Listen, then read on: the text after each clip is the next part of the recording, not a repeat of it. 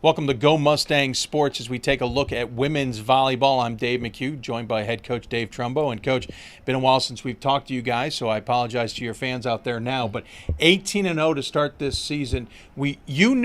Everyone knew you had a good team. Did you see 18-0 though? No, I didn't. Really, Dave, before the season starts, I go through and go, worst case scenario, we're going to be this. Realistically, we're going to be this.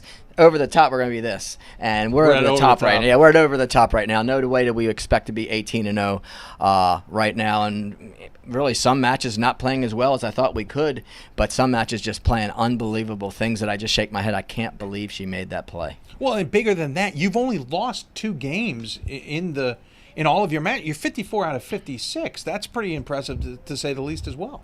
Well, one of the things I always say is the better teams can play consistently well longer. And the 2 sets we played, those teams came out. We've got a real target on our back now that we're in the top 25 and undefeated. And so the teams came out and just were so fired up. And we had to match their intensity. It took us about a set and a half to be able to do that. Really, they beat us. They just beat us those first 2 games. Shook us up a little bit. It was almost a good thing that happened. We love to learn lessons when we don't lose.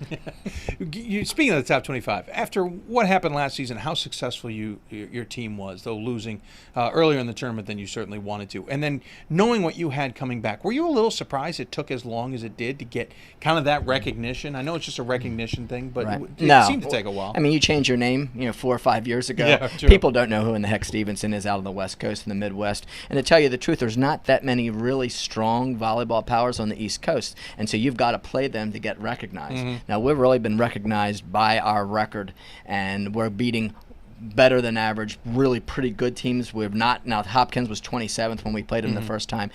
We've got a couple of top 15, top 20 teams coming up on our schedule, but we're beating very good teams, not the elite teams, and that's where we want to go. So I'm pleased that we are in the top 20. To me, that is something that we've always aspired to do, but thought it was going to be probably a little bit farther down the pipe.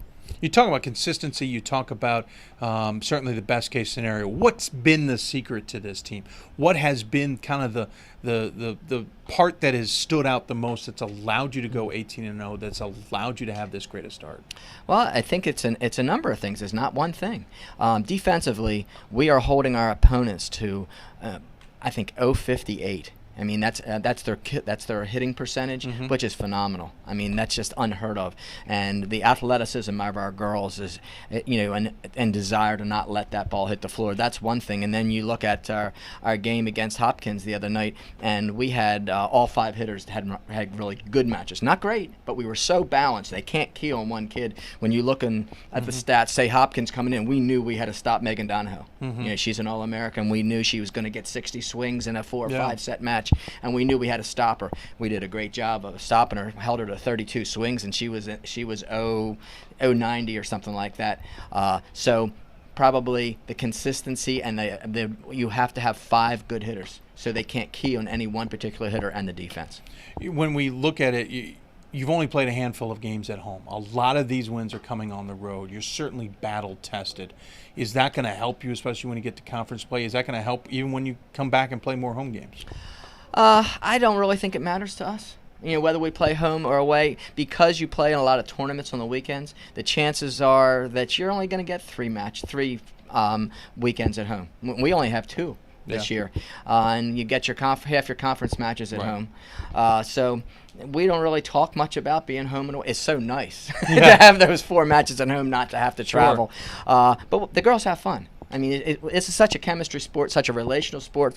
The women are relational, so we go on the road together. We have fun. Speaking of road, that's what you're doing this weekend. You've got 4 games up at York. You start with Rowan and Penn State Abington today. Tomorrow you will play York, especially in the last game, along with Carnegie Mellon before that. How important is it to come out of this weekend either completely unfazed or with the smallest blemishes possible? Well, we're going to try. We're nursing a lot of injuries right now. And when you play 4 matches in a weekend, it's tough. And we are only as good as our weakest player. So all 15 girls are going to get a lot of playing time this weekend. And we're going to try to nurse some kids through. We never play for anything except to win.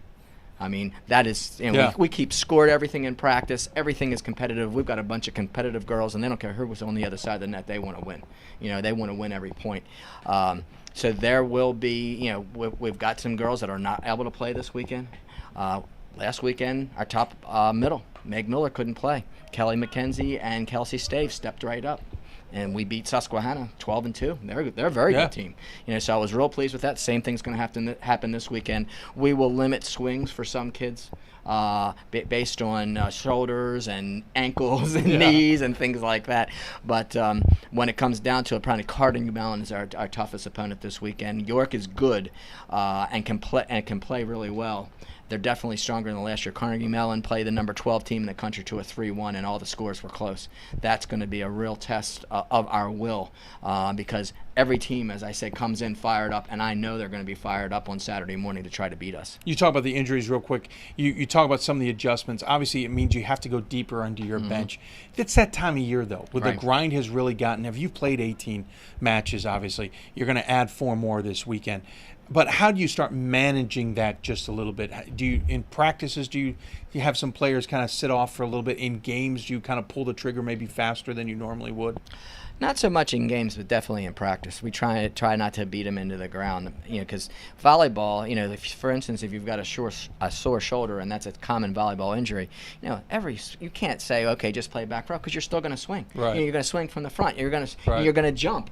And you can't play that sport because the trainer sometimes, well, just don't play. You have to play hard. Right. The kid next to you is expecting you to be down on every ball. You're expected to be diving on the ground. So we limit their swings, and for instance, our setter was sick this week, and so we held her out except for sixes because she was just exhausted, but we needed her to be able to run our offense and just, keep the repetitions coming. So we limit a lot of kids, and I try and give them some days off sometimes. Typically, we're 6 days a week, but when we get to this point, we're starting to shorten practices a little bit. We go 2.5 now. We're going 2 hours, and then we're limiting some of the swings in practice. Talking about the conference before we let you go, you've obviously had a sprinkling of games already. Have you seen anything change from what you expected at the beginning of the season? How do you see yourself setting up for the conference at this point in time, as obviously you'll start playing more of those games here? Well, the conference is playing out exactly like I thought. Okay. I was one of the few people, I think, based on the polls, that I thought Lebanon Valley was the second best team in our conference, and they beat Messiah 3-1. Yeah. Messiah gave us fits, but we are able to beat them 3-1. Right. So on October 24th, that's what we're pointing towards. To tell you the truth, nothing else matters as much as that night, because that's our ticket to a home, providing we take care of the other teams that we, on paper, we should. We need to win that match to make sure that conference tournament is at home and we're the number 1 seed. It'd be nice to play at home after playing all those road games. Yes. Certainly. Well, he's Coach Dave Trumbo from the women's volleyball team. Again, 18-0. They've only dropped 2 games that entire time. We'll see how they do up at Gettysburg, and we'll catch up with him a little bit more often as the team progresses towards hopefully a good postseason as well. For Dave Trumbo, I'm Dave McHugh for Go Mustang Sports.